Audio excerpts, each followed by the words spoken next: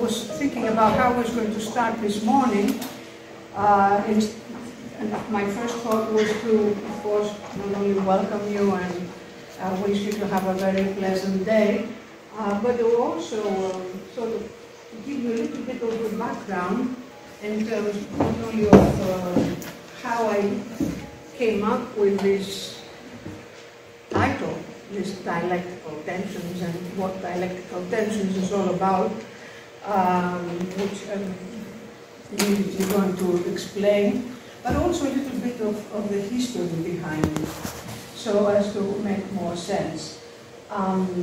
As you already heard, I'm an existential humanistic psychotherapist, and my original training was in humanistic psychology. I was very much interested in psychology since I was 16, 17 years old, when I first realized that because of my health problems, I always, as a child, wanted to be a physician. But then, as a teenager, I realized that when I was emotionally well, my body was better. So I decided to study psychology.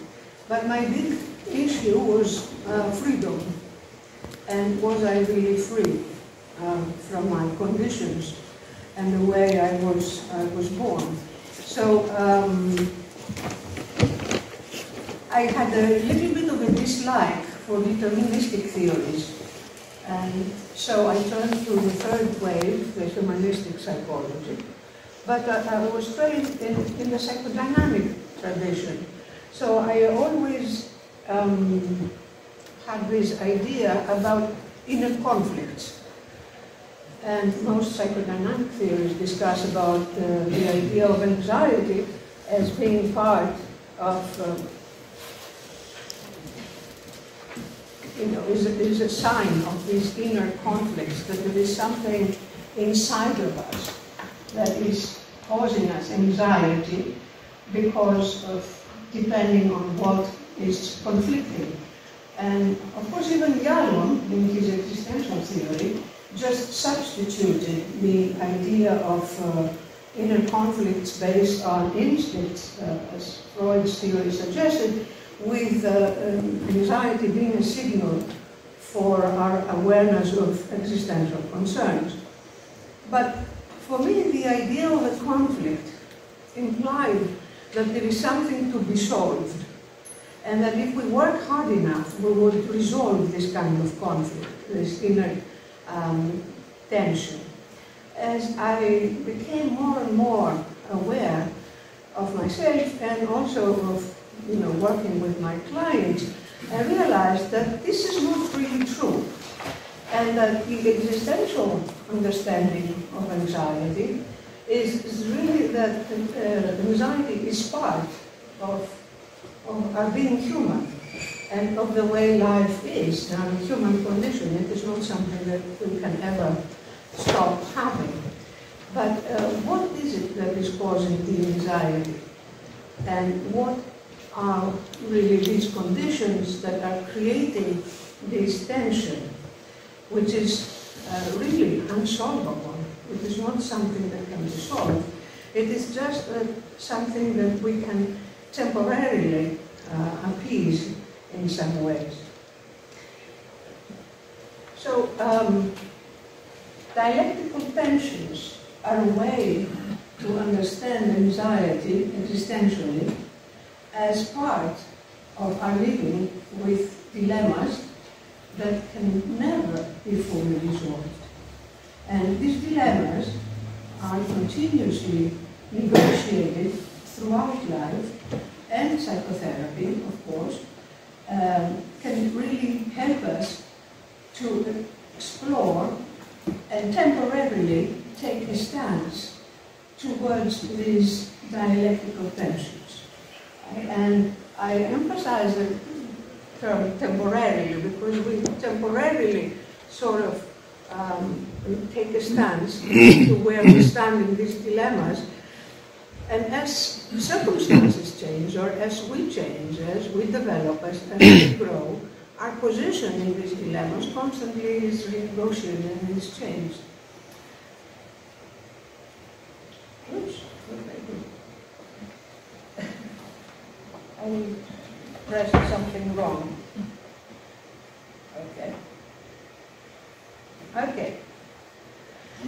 So, going back to how this sort of idea was created, I would say that again, since I was very young and I was studying my first degree, I was very much interested in developmental psychology.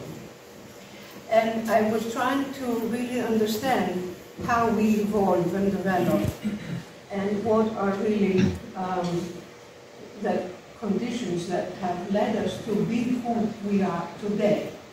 So in my effort really to understand, first of all, my history and my background, I went on to combine a number of just developmental theories. Of course, later on, I came across Heidegger when I came back to Europe and I started to study existential therapy from a more phenomenological perspective, from the more European perspective. That until I came back to Europe, I was more influenced, as I said, by the humanistic existential approach. And Heidegger talks about our being in time, of course, and that we are historical beings. So that gave me the idea that I was not on the wrong path when I tried to figure out how our development can really influence and understand the way we are today. And it's very interesting because in the Second World Congress, here in Vienna again, I had the opportunity to present for the first time this concept of the DNA of the soul that I was working on as a student and later on when I started my career in the early 30s, in my early 30s. Now I'm in my mid-60s. So I've been working on it for almost 40 years, and it has been continuously evolving and changing. But first time I presented it was here in Vienna in 2002, and then I published something that has been, again, continuously changing. Now, what is this DNA of the soul? Or as I would later call it, or one can call it psychological DNA or psychic DNA, very much like biological DNA. The idea is that this, of course, title is an allegory for ingraining in our functioning of our lived experiences throughout life. I very often had, when I started my own psychotherapy and when I was working with my first clients, that everything was in our skin.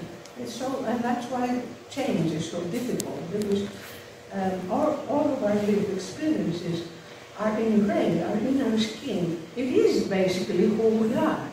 It's not something that we can ever get rid of. And this is, again, something that was very important, because a lot of people come to psychotherapy and say, oh, I wish I could forget all of that, or I wish I could get rid of all of that. But unfortunately, or fortunately, I'm not sure anymore, we cannot get rid of our history. We are our history. So, the DNA of the soul is really an allegory, using the idea of the biological DNA for a psychological DNA, for something that we have inherited throughout our upbringing, through this synthesis of different developmental theories. So I tried to combine as many theories as I knew at the time, Bowlby, Mahler, Winnicott, Freud, Erikson, because as I was reading them, I could see that they fitted well together. It is not either or kind of thing, but it is Bowlby and Mahler and Winnicott and Freud and Erikson direction. They all talk about the same thing, basically, from a little bit of a different point of view. So if you combine it, I thought, that would give us a very good understanding of our development. So I combined these developmental theories in an effort to understand how we grow, develop, and are influenced by social, environmental, and cultural experiences. It is a helix, of course. I used the DNA not only because of the name, but also the shape. And the shape is a helix, and a helix is a very important spiral that has a very spiral form, which for me, again, symbolically symbolizes our development, not as something that is linear in time, but we very often have this feeling of going round and round and round, and I again hear very often my clients saying, but I'm again dealing with my mother, and I'm again dealing with the same issues. And yes, we are dealing with the same issues again and again and again, but hopefully every time on a little different level of understanding and a little different way of being able to really make sense and incorporate or handle what has happened in our life. So it has the form of a helix in order to symbolize our development as a spiral rather than as a linear one. And it is also a double helix because, very interestingly, like we are discussing in this conference about the polarities, everything has two sides. It has the positive and the negative outcome. And we move between these two poles very often. Like, for example, in Erickson's psychosocial stages, we have trust versus mistrust. We are somewhere along the continuum, and we are continuously moving between our ability to trust and our mistrust towards ourselves and our others. And depending on our circumstances, this position changes in time. Okay? But we can never be perfectly trustful or perfectly mistrustful. It's just two poles in which we're constantly moving. Same thing with autonomy, shame and doubt, and all of the others that I will briefly discuss, these sort of dilemmas and these tensions that are created throughout life. So it is a helix and a double helix to really symbolize our struggle with developmental issues and existential dilemmas. So, integrating existential and developmental theories it really was an effort to use our understanding of human development with also our understanding of human and existential issues in order to help us with psychotherapy and with our life. And one of the things that has been increasingly more important and is being discussed all the more is about developmental trauma. So I want to spend just a few minutes about talking about developmental trauma because it really is related very much to our upbringing and what happens in our life early on. As Bessel van der Kolk in his book, The Body Keeps the Score, mentions is that developmental trauma is the most difficult trauma to deal with. Traumas that happen later in life are very important, true, but developmental traumas that happen early in life are the ones that usually are the most difficult ones. And where does trauma come from? It comes, I think, from two areas, from two circumstances. The one is about our attachment, and the other one is about our separation. So So, in the first stages of life, we know from Bowlby's mother's theory how important it is to form this bond with mother. And if we are lucky enough to have a mother that is consistently caring for us, we form a secure attachment. This secure attachment is something that is very important for making us feel safe. And this safety, I think, is what Erickson relates as trust. Right? We learn to trust others and hopefully also to trust ourselves and to trust life later on as a whole. But unfortunately, we're not also lucky to have mothers who are consistent and who are caring and giving their love, what Winnicott calls a good enough mother, not a perfect mother, because there are no perfect people and there is no perfect childhood, but a good enough mother that will make us feel safe and secure. But then the big challenge is how this secure bond is going to be let go, how the mother is going to be able to make the transition from being so attached herself to the infant, is going to be able to slowly let go and allow for the infant to really mature and become his or her own self. So the second part of the trauma could be in the stage of separating, where a very difficult kind of separation very often leads to feelings of shame and doubt, and I very often add fear.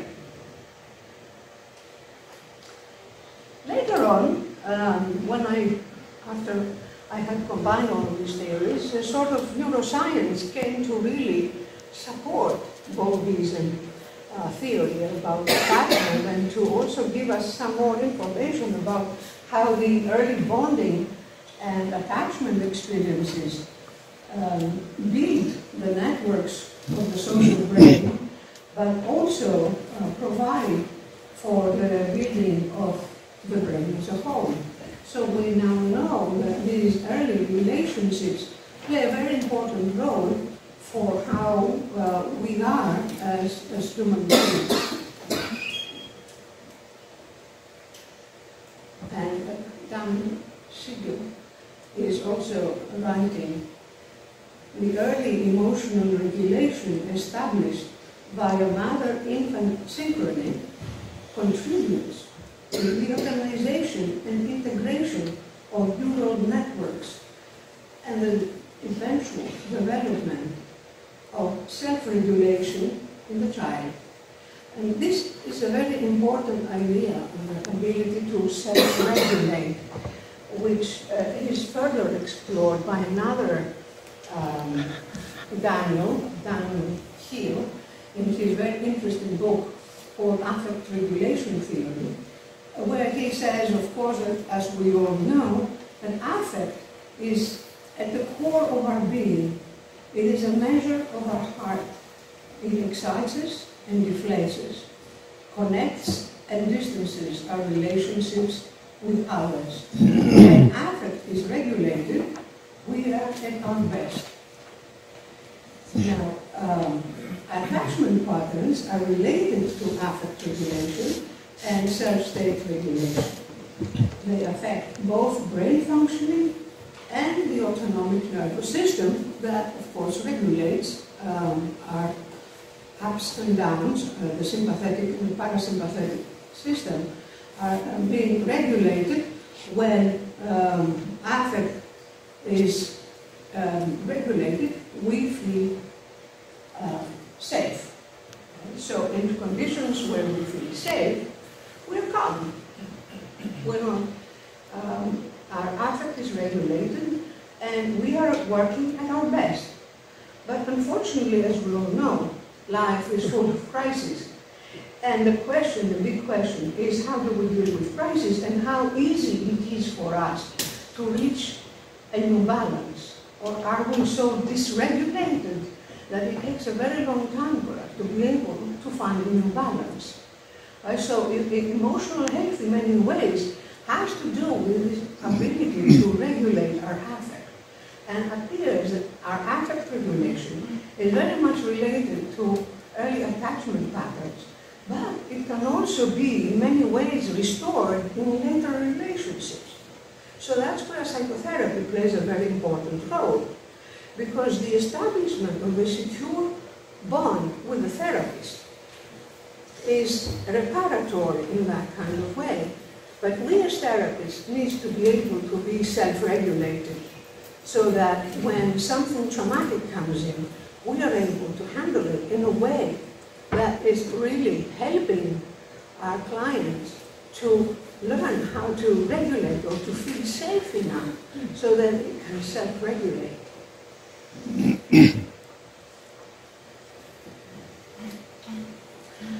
So just a few words about shame, guilt, and the loss of connection. Because what happens when we are children, but not only when we are children, when somebody is disapproving us, when somebody is criticizing us, when somebody is withdrawing their love from us, we feel shaken. That's when we feel insecure, right? And the earlier we are, the more insecure we feel, because we need so much the approval and the attachment. Hopefully, when we are 40 or 50, we do not still depend so much on what others think of us, although it's still very often quite important for us. Okay, but shame is an emotional reflection of a loss of connection with a caretaker or the significant other. And it draws its power from the primal need to stay connected for survival. And so prolonged and repeated shame states result in physiological dysregulation, negatively impacting the development of the networks of affect regulation and other circuitry in the social brain. So, going back to that second stage of autonomy versus shame and doubt that Erickson was describing when the 2-year-old starts to stand on their own 2 feet and wants to have their own will for the first time and say, this is what I like and this is what I don't like. The reaction of the caretaker is very important in making the child feel shame and guilt for their choices, or completely insecure about themselves, or really helping and promoting their well-being. And we know that shame is a state that starts very early on when the child is still not able to separate and understand that this is something that has to do about an action that they did, but they think that they have shame about who they are as human beings. Whereas guilt happens later in life, and it happens when we are talking about an action that makes us feel guilty. And of course, fear is a very important also element. So in therapy, we struggle with these feelings, and this is why I brought them. So I'm not going to talk about this so much. It's something that I presented in the World Congress in Athens, in the Existential World Congress that was held in Athens 2023. Because the question going back to freedom is, if we are situated in so many conditions that are not of our choice, where is our freedom? This is something, thank you, that I have always struggled with to understand. Am I really free? And the only temporary solution I have found is in this concept of authentic historicalness that Heidegger again suggests, that we make our history our own. This is who we are. All of this, everything that I have been describing in terms of our psychological DNA is who we are. And at some point, we really need to make peace with who we are and what has really happened to us. So, authentic historicalness really has to do with choosing our faith, as Heidegger suggests, in making our history our own. So these basic developmental themes that I have been discussing, together with existential issues and concerns, create a dialectic between such antithetical forces as our need for stability and continuity, as in a secure attachment, in order to face life's impermanence and continuous changes, because life is continuously changing, and we do know that it is completely impermanent. So on the one hand, the reality of the impermanence and change of life, and on the other hand, we have a need to be stable and to have a sense of continuity. Then we have a need and desire for connection, with also our need for separateness and individuation. We want to be separate, we want to be autonomous, we want to be ourselves.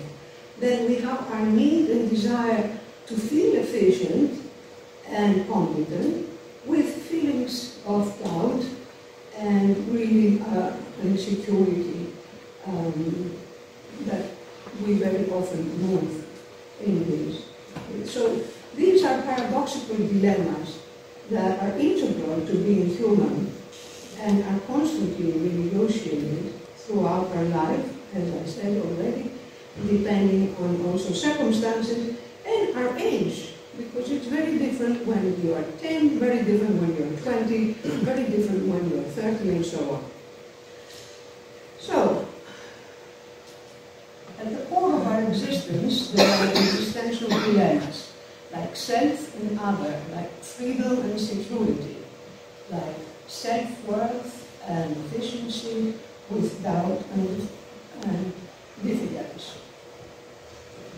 And I can just conclude by saying that this DNA of the soul is a living, evolving framework that is trying to integrate developmental theories and existential philosophy to help us understand and embrace the human condition and our life stories. So thank you for joining, and I think we have time for discussion, questions, and anything you might want to add or suggest, because as I said, this is a continuously evolving idea.